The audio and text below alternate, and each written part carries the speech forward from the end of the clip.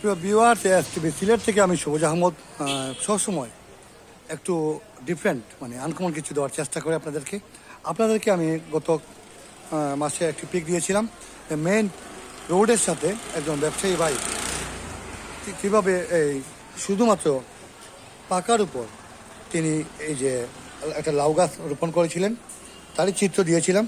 আজকে আপনাদেরকে সেই চিত্র দেখাচ্ছি আমি, তিনি সফল হয়েছেন। আর এই ভিডিওটা মূলত দেওয়ার উদ্দেশ্য একটাই যে পরিবেশ এমন এক জিনিস, মানে পরিবেশের সাথে খাপ খাইয়ে আপনি আপনার বাড়ির আঙ্গিনা কিংবা বাড়ির পেছন যেগুলো আছে আপনার ইচ্ছা করলে কিন্তু এখানে অল্প কিছু যদি জায়গা থেকে থাকে, কারণ বর্তমান দেশের দ্রব্যমূল্যের যে অবস্থা, আমরা কিন্তু শহর অঞ্চলে যারা আছি আমরা আমাদের বাড়ির যে উঠান আছে কিংবা পিছন আছে আমরা ফাঁকা জায়গা পেলে আমরা কিন্তু অবহেলা করে কিছুই করি না, এগুলো হচ্ছে কি আমাদের অলসতা।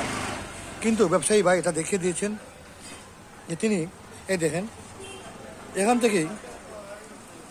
থেকেই তিনি এই যে লাউটা দেখতে পাচ্ছেন নিজস্ব গাছ থেকে তিনি এটা আনছেন, কেটে এখানে বিক্রি করতেছেন। আমাদের ভালো লাগছে, এই জন্য আমরা দিচ্ছি আপনাদেরকে।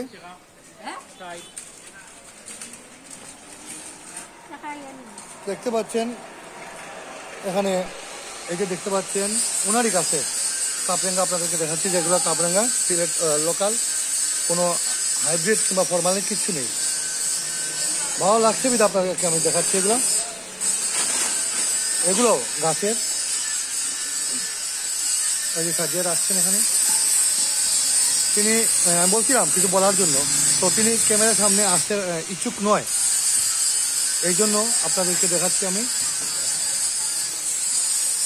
সবে লোকাল, ওনাদের নিজস্ব কিছু জায়গা আছে সেখান থেকে রোপণ বীজগুলা এবং সবজি ক্ষেতগুলা সেখানে করা হয়, আর সেখান থেকেই ওনারা নিয়ে আসেন এখানে। আর এই ভিডিওটি দেওয়ার মূল উদ্দেশ্যই হচ্ছে আপনাদেরকে এই আজকের মূল আকর্ষণ যেটা মেইন রোডে এই দেখতে পাচ্ছেন প্রধান সড়ক যেটা আছে, প্রধান সড়কের পাশেই এইরকম আনকমন আজ পর্যন্ত দেখা হয় নাই। এই জন্য আপনাদেরকে দেখানোর উদ্দেশ্যে আমি আপনাদেরকে এই পিকটা দিলাম। প্রিয় ভিউয়ার্স, আপনাদেরকে আজকে এই ভিডিওটি দেওয়ার একটাই উদ্দেশ্য যে আপনাদের বাড়ি কিংবা ছাদ যেখানেই থাকুক না কেন অল্প কিছু জায়গা যদি থেকে থাকে কোনো জায়গা আপনারা খালি রাখবেন না। এটা আপনাদের জন্য, আমাদের জন্য, সবার জন্য।